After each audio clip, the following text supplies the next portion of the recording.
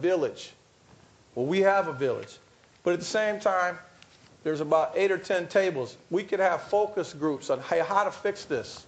How do we help this family that's got a transmission hanging from the front tree in the yard to understand this is not how you live? Or how you've got 2 cars that are broken down in your driveway. This is not a good way to live. Or windows are broken, cracked, and people sitting on the front porch drinking beer. You know, you could curb that through relationship, not condemnation. But it starts with just doing it. This is not a long process to help somebody. Walk out of here, pray about it, and go do one random act of kindness and watch how infectious it is on helping change the problem. All of us have more than enough right now. If we scale back half of what we have physically and decide we want to sow that into people's lives, we could eradicate a significant amount of our problems pretty quick.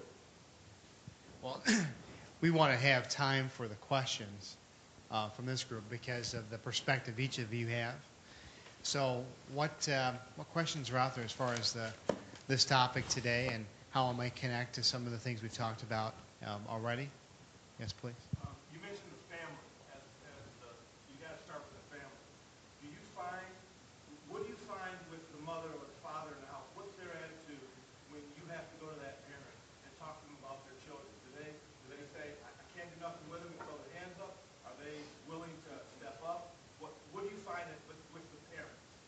Well, man, that's such a you look at the dichotomy that goes on, and you know, I would encourage you to visit our website at lqministries.net, www.lqministries.net. Before I'll even sit and talk with a young man or woman for that matter, I make them, let's sit down and look at this needs assessment, okay? Too often times, we're sitting down with parents that are really children. They're children.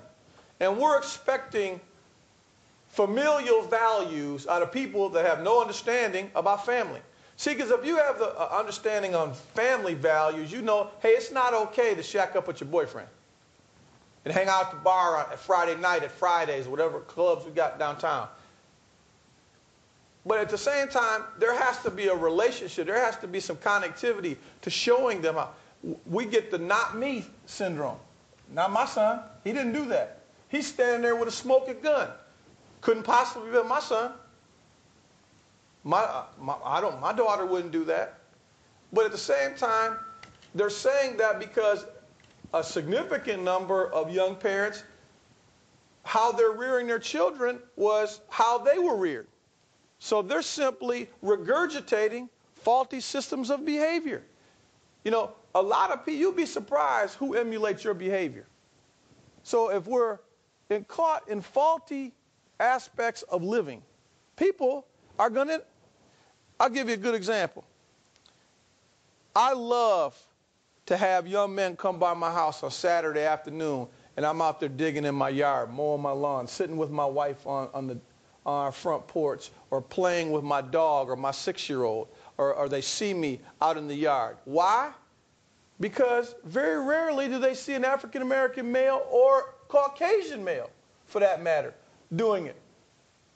They very rarely see a husband and a wife engaging in positive dialogue in a walk through the neighborhood.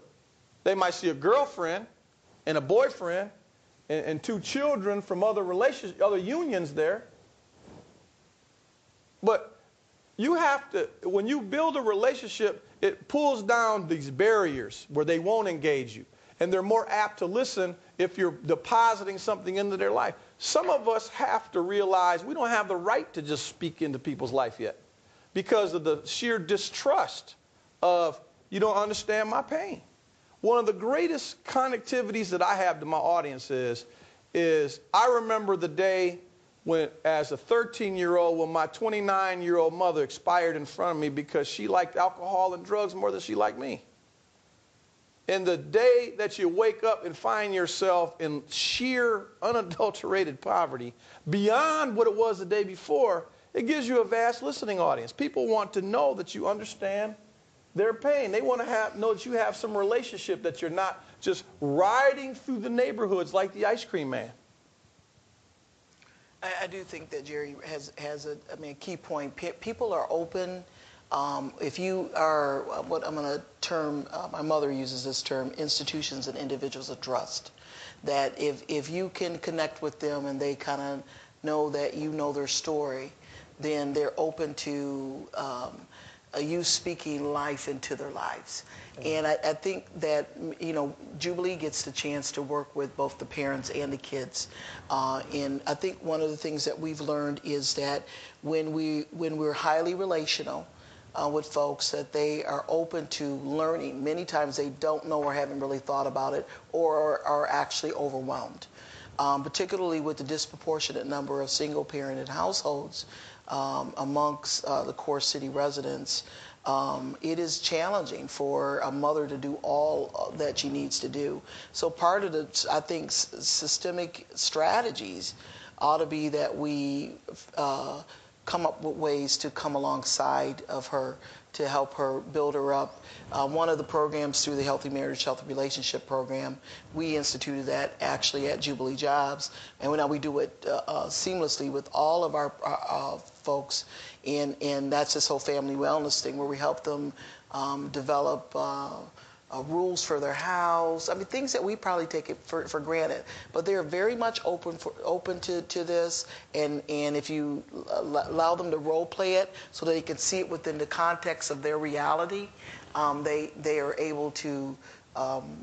They're willing to try it and they're able to do it. And so, so there is going to be this huge learning that has to happen in relationship in our community for us to turn some of this around. Yeah, good question. Another question before we've got a couple minutes before we end the program. So, talking about that engagement, Reverend Bishop, you really kind of called us out to make sure that we become involved with relationships and becoming involved in any part of the connectivity to resolving these issues. Any sort of final thoughts on how we can invest our time and resources into being a part of the solution to what we've talked about today that hasn't been mentioned already, or any final thoughts? Well, I think one thing that you're doing here, and I applaud, is what you're doing right now. You're listening. You're here, you're listening, you're educating yourself on some of the problems. Yes, Jerry did call you out to get involved. That's what we want. That's what we need. It would be nice if you talk to your friends and do the same thing have your friends do it at a different company, to get involved like you're doing here. I think it's absolutely wonderful. We work with faith-based programs and churches, and there's a lot of ways to really get involved, and I think we've kind of hit on just about all of them with mentoring and with some of the programs where we need your help. It is something that we can win, especially in a city like Grand Rapids. I've always, we're too the metropolitan area. There is too much wealth here, and there's a whole lot of smart people, and we just have to we have to be willing to work together. And I think that's about it for me. So. Kevin, we're sitting here in one of the conference rooms of arguably a corporation that has one of the greatest marketing plans in North America. Why can't we take that same upline strategy, building strategy, and implement it in trying to help somebody? When you talk about change, obviously you need to build a network of people. I was an Amway distributor, so I know all the strategy of it, okay? But you look at that, that's relationship building. And when you start to try to build an organization, you can build a network of people out of this room. One individual, each of us, could start to build an upline, not to give a hand out, but to give a hand up. And suddenly, then it becomes infectious. Take the same principles that Amway was founded on, and then move that into the boundaries of people that don't look like you, they don't talk like you, maybe they don't dress like you. But you do it for the sake that it's the right thing to do, not because you're trying to capitalize on anything other than it is the right thing to do. I like the Amway strategy. We could change what's going on if we would build relationships with the same process. Thank you. Shanae? I was thinking, Peter Block, talks about, he's kind of this world-renowned person that talks about civic engagement and